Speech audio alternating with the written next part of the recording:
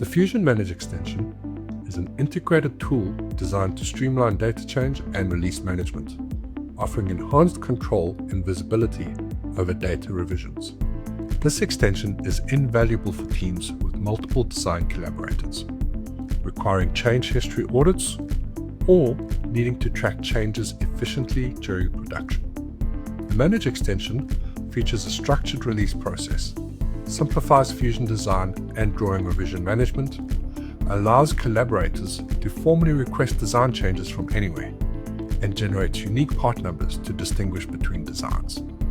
The Fusion Manage extension allows you to apply process management to your Fusion drawings.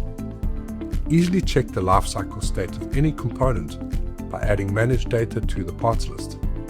Assign change orders directly to your drawings. Drawing attributes enable this information to appear automatically in your title block.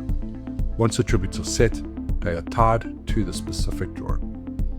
Click the Manage tab to create a change order, following the same principles as for a component. After making changes, click Refresh to update the title block with the latest information. The Fusion Manage extension is a simple and effective way to manage and control designs and revisions in Fusion 360. For any questions or to get started with the Fusion Teams extension, reach out to Cadpro.